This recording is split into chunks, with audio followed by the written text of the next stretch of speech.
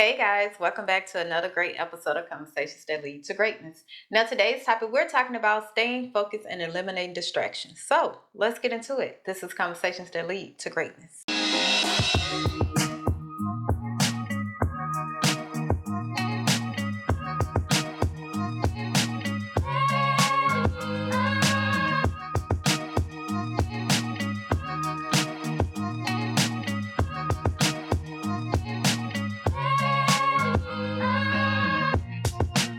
My name is Akeisha Smith. And I'm Lester Smith. And welcome back to our marriage podcast where we educate, motivate, and inspire you to break free of your limiting mindsets in marriage, faith, and finance that hinders your ability to create the life you desire. Now, today we're talking about distractions and staying focused. Okay? So, you ready?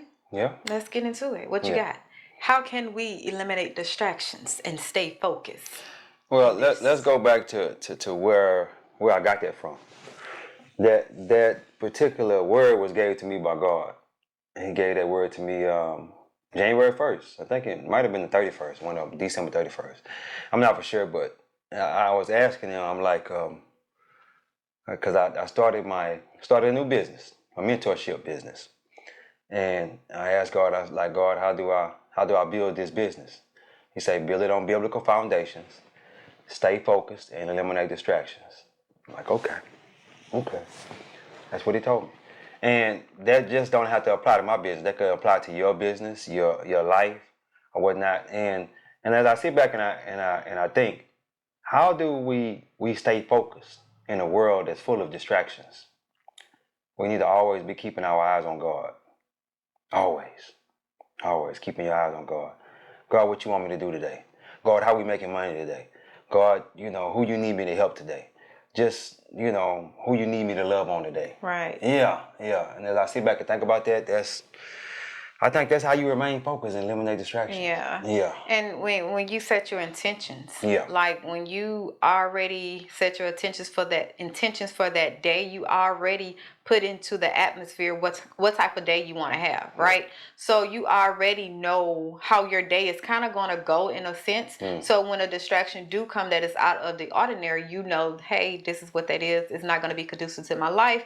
Or it's not going to help me accomplish the goals I set out for today. So then let me block that out. Let me eliminate that distraction by any means necessary. Any means necessary. Yeah. Because when we talk about distractions, we have some distractions that we deem good. Yeah. Like it takes our mind off of things. It takes our mind off of stress. It, give us something else to focus on. But is it conducive to where we're going? Right? We're looking at our now situation, but is it conducive to where we're going in the future? The goals we're trying to accomplish in the future. That's what we got to look at when we try to see if this is a distraction, a good distraction or a bad distraction. Is there a certain thing is a good or a bad distraction? I think all distractions bad. If it's distracting you from where God is trying to take you, or what God is trying to do in your life. Or what you trying to do. Yeah, that too. Distraction. And the devil is always working. He always working, so he gonna always be in your ear telling you, you can't do this. That's a distraction. He always in your ear telling you, no, don't go to the gym. Just lay down on the couch. That's a distraction. And as I sit back and think about that also, the devil, he's working nonstop. And he's gonna put those distractions. Anytime you get intentional about anything, them distractions are gonna come. They're gonna come. Yeah, what you got? I just looked up distraction and something just pointed out. Even confusion can be a distraction because that's what the devil uses as a tool. He's the author of confusion, right? So when we are at a point where we need to make a decision, we need to make a choice. When all of a sudden confusion and cloudiness start coming in, right? You have to look at that as it's not you. It's just a distraction that is, put in your way as a stumbling block to keep you where you are, right? So that's where it popped up when it said it's a synonym for distraction, also confusion. We have to look at, because I know a lot of times I be confused about things, and if I just sit to myself and not focus on what I'm confused about, but just sit there and go back to when I first planned it, when I first thought about it, when I first wanted to accomplish this goal, my why. it eliminates all that confusion. Then I realized, okay, that was a distraction to keep me blocked. Well, sometimes you got to look at it from this aspect too. You got to look at it from the aspect of, because we'll be waiting on God, and God is waiting on us. Yes. Yeah, we'll be like, God, help me with this. He'll be like, I'm waiting on you to do something. Right. And he a lot of times he know our nature. He know who we are as people or whatnot, and he'll just let us make that decision. He said, "You make the decision, and I'll back it." Yes. You know what I mean? So, as I sit back and think about that, if we know what the will of God is, God's will is for us to love everybody like we love ourselves, and not to put no other gods before Him. If we think about those two things before we make every decision, I think we'll be good in life. Yeah. Yeah. Okay. And we won't go in with selfish intentions. Right. You're like, how can I help somebody with the decision that I'm making? You know what I mean? Yeah. Yeah. So yeah, guys, eliminate that distraction. If you want to go forward and accomplish something, like one thing that you have on your list for this year, like just one thing. No, we ain't gonna do no We're just saying. I'm just saying, start small. Just try it. Yeah. Eliminate your distractions, your diversions, the things that you feel that decompress you and give you a stress relief. Like recognize that as a distraction. Yeah. Once we get that down to, hey, this thing that I think is a good distraction is actually bad because it's keeping me stuck in where I'm at right now. It's not being conducive to the life I'm trying to have or the thing I'm trying to become. It's a distraction. When you realize that, you're able to face it. Like you're able to get your butt up and face it. Like even when we talk about going to the gym. Yeah, when you first start going to the gym, you're going to be sore.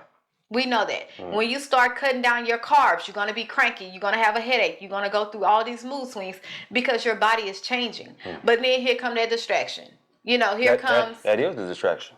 No. But that's an effect of you cutting back, right? Yeah. That's an effect of you being intentional, right? Yeah. And then a distraction comes where now the days you normally go to the gym, maybe you had to stay at work a little longer, or maybe it was traffic getting home, or maybe you're just too tired, right? Because you had a long day at work. That is a distraction. But is that conducive? Is that a good distraction that is conducive to where you're trying to go in life? It's not, because if your goal is to lose a certain amount of weight or to get your health in order for this year, that's not conducive to you. You have to realize that is a distraction. I'm tired, but once I get to that gym, just let me get there. Once I get there, I know I'm going to work out. I know I'm going to do something, even if it's just sitting in the sauna or going up on to do cardio. It's something that's going to push that needle in the direction you want it to go. Okay. That's what I was saying. Okay. What? What? I don't feel as though that's a distraction, though. That's just my thoughts. I feel like the soreness is the distraction. The headaches, that's the distraction. Not you having to work late. That you having to work late, you have to work. So that I don't feel as though that is a distraction. Okay, so when you are intentional about doing something, disruption gonna come, right? Yeah. And then when you get intentional, let's say when we working out, right? Yeah. And you start cutting your carbs. The effect of you cutting back on something that you normally do, that is the effect of it. It's the headaches. It's the tiredness or the soreness. That's the disruption. Okay, well, if you want to say that's a disruption, I don't think that's the disruption. That's the distraction.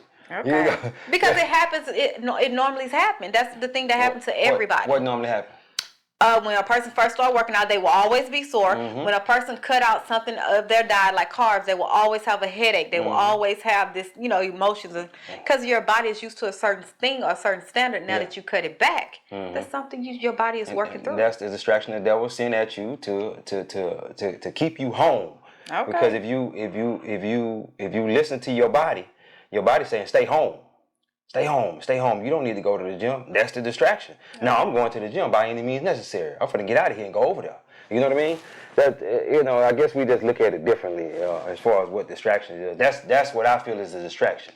You may, in the beginning, a lot of us, well, I'm not gonna say a lot of us. A lot of people have made goals in the beginning of the year. They made them goals, and then the year kicked off, and then after the first week, you haven't.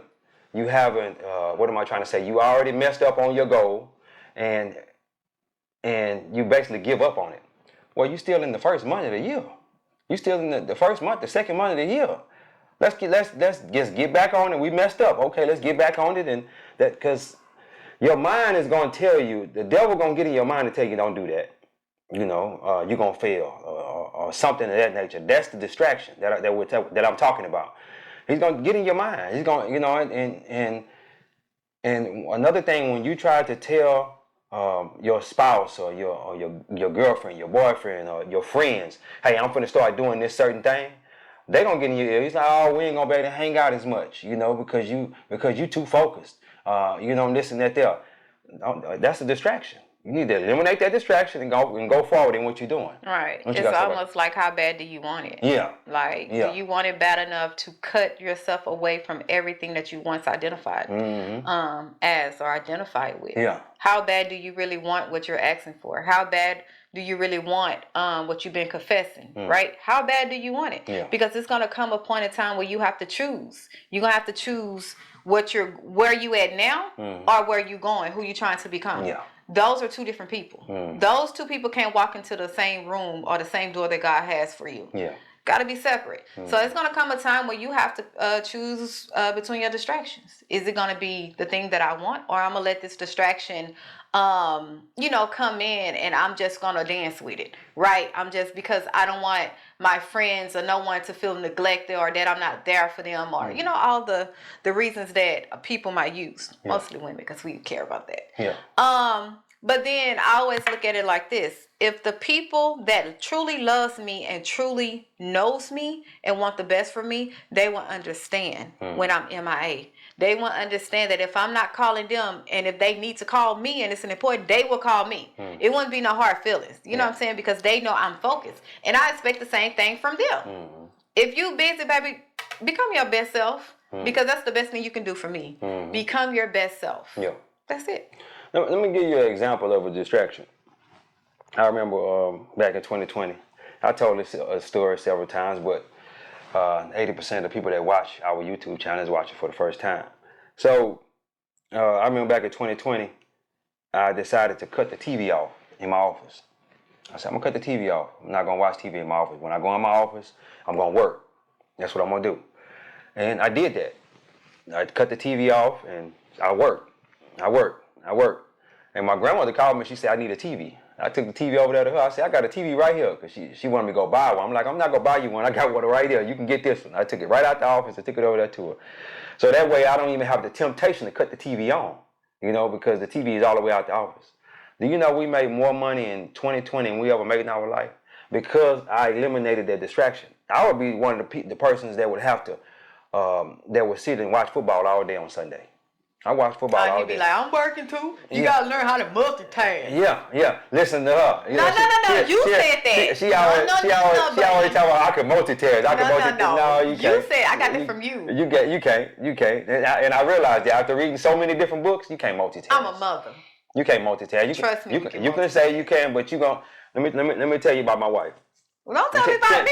We on you. Hey, since you done went there, when she a mother, right? She'll be cooking and doing something else over at the stove, and the food get burnt up. The food get burnt up because she trying to multitask. You know what I mean? That's not what it is. That's just one thing. That's the only thing you can say. No, it's a whole lot of things. It's a whole lot of things. Well, yeah, back to what I was saying before she so rudely interrupted me. Yeah, but we made more money than we ever made in 2020 because I eliminated that distraction. The TV was a distraction. And I would often cut me a movie on while I was in there working. And would often just be sitting there watching the TV instead of working, when I was supposed to cut that off and go to work. And I'm like, bro, was the TV really distracting me that much? And guess what? We don't even watch TV now. No. And we ain't in our Bibles and going to the gym and playing with our kids and doing something positive, listening to something positive and reading books and stuff like that. I ain't got no time for it. No. I really don't. You know how long it took us to watch the movie Forge? Yeah, I just watched Forge. I just watched the Forge weekend before last, 2 weeks ago. I just watched it 2 weeks ago. Oh my God. And the reason being is because so many different people kept coming at me with that movie. They're like, you need to watch the Forge. So the last one was a pastor at our church. He said, hey man, you need to watch the Forge. I'm like, okay, I done heard this about 6 or 7 times. I guess it's time for me to go and watch it. And guess what? It lined up with what God is doing in my life. It lined up with my mentorship. I'm mentoring young men for the most part. I'm not cutting off on women, but I'm mentoring men for the most part. And it lined right up with what was going on. I'm like, okay. I said this to God. I said, God, I see why you was trying to get me to watch this movie. Now that I watched it, I'm going to have to go back and watch it again. And I'm a person that like to, if I find something good, if it's a book, if it's a movie, I got to go back and check it out again. Because I may have missed something. I might have dozed out for a few minutes or anything. You know what I mean? Mm-hmm. What you got, babe? Oh, no. When you was talking about, like, spending time, how you spend your time. Yeah. So when you eliminate distraction, because we all have the same 24 hours in a day. Right? Mm-hmm. We all have the... same 24. Yeah. It's what you do with that time. Exactly. When you've been intentional with that time. Mm-hmm. Because it be people that, I got to go to work. I got to make this money. I got to do this. We're not negating that fact, right? But it's what you do when you come home. Because if you are a mother, if you're a father, your kids still need your attention. You see what I'm saying? So you don't have time to Netflix. You don't have time to stroll on social media. You don't have time to, just talk on the phone. Clothes gotta get folded, gotta cook. It's like you're being intentional with your time. And that's one thing I had to realize was, even though I'm working from home, managing our business, I don't answer to nobody, I still have to be intentional with my time, because it's easy for me to just stroll when I feel like I ain't got nothing to do, right? So I'm a mother, I'm a wife, I manage our businesses. Yeah. So and then I'm a child of God. And you got to clean the house up. That's wife duties. And you gotta take care of your husband. That's the role of wife, mother. I have 4 roles that I play, right? Yeah. So I feel that when I'm being intentional with my time, once that is taken care of, right? Now I can look and say, okay, what free time I have. Yeah. And I can choose to spend it on a distraction, or I can choose to spend it to better myself. Mm-hmm. That is a choice you have to use. So, remember that you only have 24 hours. Yeah. But being intentional with your time will give you more, it would seem like you have more hours, because you're getting in good quality things with your time versus the, the non-conducive things. Yeah. That's what I want to say. Yeah. If that made sense. Yeah. It made sense in my head. And another thing too, I remember back in 2020, I started being intentional with my time. I turned my vehicle into a classroom. Anytime I was in the car, I'd be listening to something positive. My wife would try to cut some gospel on. No, we don't cut no gospel on here. We're gonna listen to this sermon, and we're gonna listen to this book. We're gonna listen to this something positive in the car, and that's being intentional with your time. Mm-hmm. And as I sit back and think about that, and I recently started the mentorship on January 1st, right? By me being intentional with my time for the last 5 years, it led up to me being able to start that mentorship and to teach the guys the things that I've learned over the last 40 something years rather. But for really the last, since 2010, because that's really when I started wanting to be better, do better, and have better. But and I didn't know that I was getting ready for that. I didn't know that, But God said, "You ready?" I'm like, "I'm ready." What I'm ready for? You ready to do what I call you to do? You ready to just start mentoring these men? I'm like, okay, well, let's go. And how he told me that, he said, you need to start charging, because I've been mentoring for the last 5 years. He said, you need to start charging for mentorship. I said, okay. And then within the hour, somebody called me and said, hey, how much you charge for mentorship? Or they messaged me, how much you charge for mentorship? I'm like, God got a funny way of telling you things beforehand. You know what I mean? He will confirm. Yeah, because that was just confirmation. Confused. Yeah, that was because I was confused. I was like, but I've been doing it for free for so long. Why you want me to start charging now? That's my thought process. And he's just like, and then the person called. I'm like, okay, all right, yeah. Yep. That was too funny to me, man. Imagine if you seen that as a distraction. Yeah. How we can get so religious. Yeah. Or biblically, I don't know, just so religious, right? Yeah. Mm-hmm. And you looking like, God charge, I can do this for free. I've been doing this for free. I'm serving. Yeah. And God was like, baby, you still got to make a living. Yeah. We flirt, we flow. The world goes around with money, economics, right? Yeah. What do you mean? Yeah. How is that a distraction? Mm-hmm. I'm trying to bless you. Yeah. Get on the receiving end of this blessing. Exactly. But you can be so religious where you just, I'm doing it for the Lord. Yeah. Lord know your heart. And another thing too, when you stop other people from giving you money. Yes. When you be like, I'm not charging you nothing. You I'm not stop the charging. seed. You stop the seed from being sown. Yeah. Yeah, because they trying to sow a seed into you, but you stop their blessing. Look at this. Let me say this real quick. I want you to understand this to the fullest extent. When you don't take the money that somebody is giving you, you stop the blessings that they're getting. You understand what I'm saying? They're trying to sow a seed into you. Okay? If you don't want the seed, take the seed and sow it into somebody else. But you're stopping the flow because they're trying to bless you. And by them blessing you, they're going to be blessed. Yeah. Oh man. Yeah. Don't stop the flow. Don't stop the flow. I had a hard time receiving for a long time. I remember I would take my grandma somewhere and she would get mad at me because I wouldn't take the money. She would just throw the money on the floor and get out the car. You know, and I was stopping her flow. I didn't even know I was doing that until I started reading these books and started reading the Bible and this and that, and it's like you stopping the flow of the blessing. Yeah. Yeah. Everything is a seed. Yeah. Every deed is a seed. Every deed, whether it's good or bad, it's a seed. Yep. So you gotta be careful of those seeds that you sow, and be intentional with the seeds that you sow. Yeah. Sow it into the right soil. That part. Right. Yup. Yeah. Because my wife be back there in the backyard getting her garden. She about to get her garden together, right? Nah, I'm gonna wait in March. Yeah, March. How you know? Yeah, that's springtime. Oh. So she's gonna get her garden together in March, right? Yeah. So she gotta be careful the seed she sows. She gotta look at that seed. This seed right? Make sure it's gonna germinate. Make sure the seed germinate rate. Even start the seed in the house. She got that thing where she start the seed in the house to see if it's going, because she don't want to put the seed in the ground and just waste your seed. Yeah, so she start the seed in the house and then go out there and drop it in the ground. But yeah, man, you got to be careful of the seeds that you sow because you're gonna reap that harvest. You're gonna reap whether it's a good harvest or a bad harvest. Yeah. Yeah, and I want to speak to the people that have someone in their life that's trying to do better. You see them trying to do better. You see them changing. You see them, you know. What is that person trying to do better? That's why I'm just saying. No. Oh, okay. That's why I'm trying to say. I want to talk to that person. Like, you have to understand that God calls everyone at different levels, right? And just because you knew a person on one level doesn't mean you will know and go with them on that second level. If that is you and you're not ready to change, you're not ready to grow, you're not ready to be intentional with everything, your words, your actions. Like, just be intentional in becoming someone else.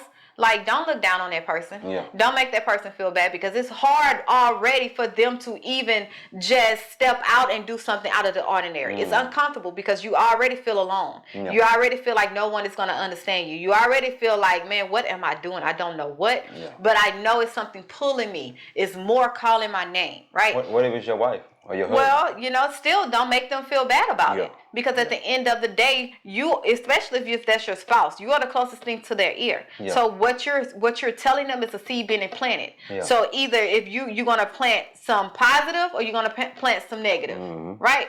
Whatever you plant, you're gonna have to reap a harvest. And if it's for your family, and if it's husband and wife, I think you want to be very careful, because you are one. That means whatever that person harvests, you gonna harvest too. Yeah.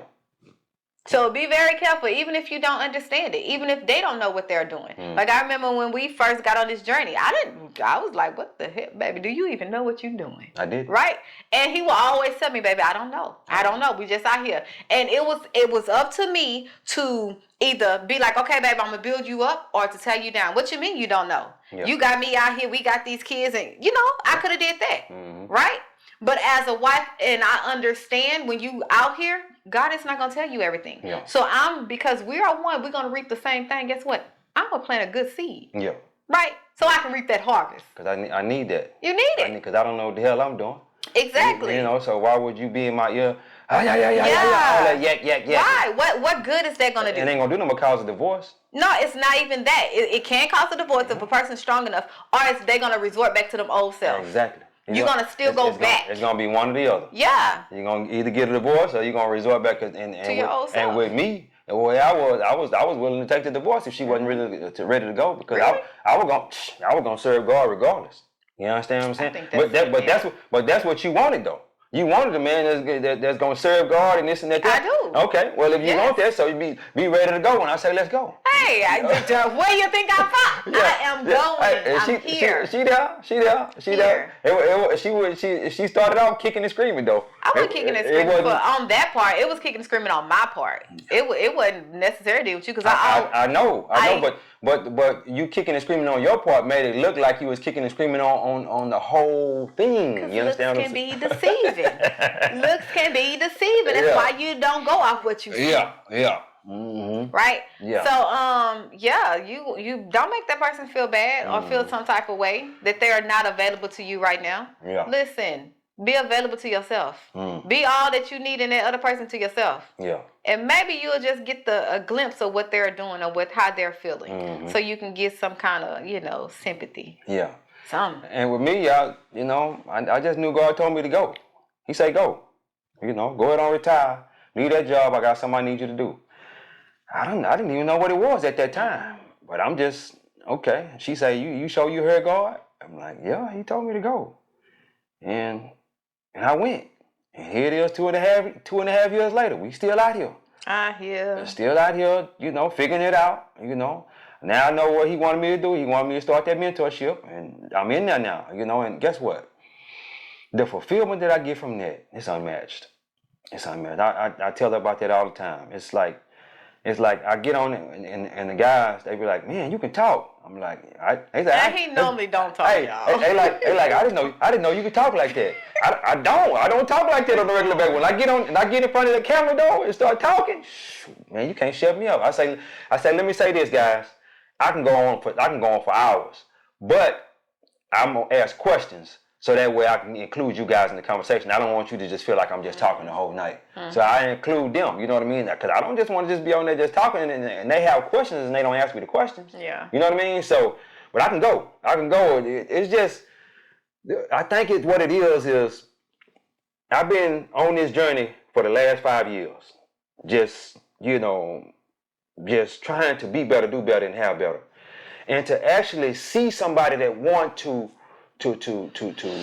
fellowship with me in that arena. You understand what I'm saying? To actually, my wife, she's been there.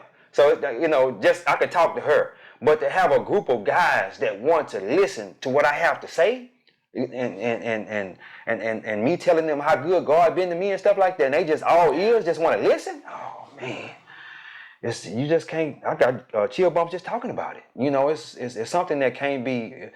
What I'm doing, I'm creating a community of like-minded individuals that are all tapping into their greatness. We can all bounce ideas off each other. It's more like a mastermind. We can bounce ideas off each other. We can do deals together because most of them in real estate. We can make money together. We can tell each other how we're making money, and they can make money like that also. I come up in the hood where everybody is just trying to pull each other down. It's like a crab in a bucket syndrome. So I was always one to share different things with people, the things that I've learned and whatnot. And when I finally found somebody that'll listen, okay, let's go. Yeah. Let's go. Let's go. Yeah, let's go. But guys, I'm loving it. I'm also loving the transformation that my wife is going through. It's a beautiful thing, What we're doing is a good man or woman leaves an inheritance to his children's children or her children's children, because in the NIV it says a good person. Now in the King James Version it says a good man. I think they changed that up because you got a lot of single mothers and stuff out here these days. Who's gonna leave a inheritance for their kids? I think you mean man as a human race. Yeah, I think it means human being. Yeah, but it said person in there, so it made it more relatable to a man or woman. And for us to leave an inheritance to our children's children, that's not just money. We got to be getting this knowledge. We got to get this wisdom. Got to get understanding, and also money too. And spiritual, physical, and financial. Leaving an inheritance to your children. Exactly. Yeah. Because what is the worth of leaving all this money if they ain't got the knowledge and the wisdom to store it? To hold on to it. To hold on. Yeah. What is the point of you leaving the money? It's gonna go right back to the what? Right back to the people. Yeah. So you Right just back. can't just think that inheritance just mean money, Yeah. wealth, material things, assets. It don't mean that. Yeah. But it mean education, it mean wisdom, it mean making generational choices that's gonna help your generation bloodline. That's gonna be conducive to Yeah, it's gonna your help family your tree. your bloodline. You know, making those choices. Yeah. Being intentional, setting the standards for your bloodline. That's what they're gonna inherit. It only take one person to make that change. It's one, literally. All it takes is one. Yep. I'm that one. Yep. I'm that one to step out and do something different and believe God for, believe in everything God is telling me in the Bible. I'm that one. It just took that one. Now that I'm that one, I could change generations to come. They say Papa and Grandma, they took care of their business. Yeah. They learned and left us this and left us that, and how to use insurance and how to do this and do that. That's what I want to leave to my kids. Yeah. So they can walk in the kingdom from many years to come. Now somebody might fall out of line, you know what I'm saying, but they'll come back. They have a start. Yeah, they got a good start. Good start. Yep. Yeah, you got anything else? No, guys. So listen. Yeah. Eliminate them distractions. Stop getting distracted on every single thing. Just because you don't want to do it, just because you don't know, just because of fear, just because you don't want to be uncomfortable. Stop letting distractions rule your life. Yeah. Like, come on now. Yeah. And I'm not just talking to y'all, I'm talking to myself as I'm speaking this. Okay? Because I always say I can't talk to y'all if I'm not talking to myself. Yeah. Social media. I know we just had the election, president, and all this stuff going around. Listen. Take care of business first. Yeah. Then lose distraction. I'm just saying. You got to do it that way. If you need a relief, take care of business first. Be intentional with that time first. A release? A relief? A release or a relief? Relief. Release. Relief. Like you stressing, you need a relief. Okay. Or, a long day, you worries, anxiety, and all that, right? Probably need a release. Anti-whom? No. Take care of what needs to be taken care of. Be about your father's business first. Yeah. Okay? And then everything else after that. Okay. Like, that's what I'm learning. Yeah. And, baby, when I tell you sis been on this week, he be like, hey, baby, that's already done. All you got to do is tell me one time. Yeah. So when you see me up here, or I'm with the kids, or I'm laying and playing with them, no business is taken care of. Hey, she it's taken care of. I knew, because I was like, I got you, boo. Yeah, look, man. Look. I knew it. Let me tell you something. I'm not used to that person. Okay. I'm not used to that person because I remember a time where I would tell her to do something and she'll be a week or 2 weeks to get it done. It don't be that It'd long. be damn near. No, it don't. So let me say this. I told her to get my ebook because I have an ebook also. You can check that out on addictedtogreatness.com. The number 2greatness.com. Link will be in the bio, guys. Okay. But anyway, I say you need to get my ebook, get my mentorship, get all that on the website. This person did it the same day. That boy say this person. Like this person, because it's not that old person. It's not that old person no more. This person did it the same day I asked her. She's like, okay, I'm gonna go ahead and get this done. Was in here struggling for an hour or two on something she was doing on that thing, but she finally figured it out and she got up on it. I'm like, okay, I'm liking this new person. That old person, because I already had it in my mind that I was gonna have to tell her 2 or 3 times. Hey, baby, I did it. Because this was on a Monday. And I had the Zoom meeting on a Wednesday. So I just needed it done by Wednesday. I didn't figure like she would get it done the same day on a Monday. Eliminate them distractions and stay focused. She was staying focused. That was on a Sunday. Huh? That was on a Sunday. Was it? After church. Okay, it might have been on a Sunday then. Yep. Eliminate them distractions and staying focused. And I was like, okay, man, it's, But anyway, guys. Yeah. Yeah. So listen, if you have not subscribed, please be sure to subscribe to our YouTube channel. This year is going to be amazing. I'm not saying that because everybody said, okay? Yeah. I'm saying because we're putting in the work, and I know you're putting in the work as well, and it's going to be great, right? When you put in that work, when you're intentional, it have to come chase you down. Blessings have to come, right?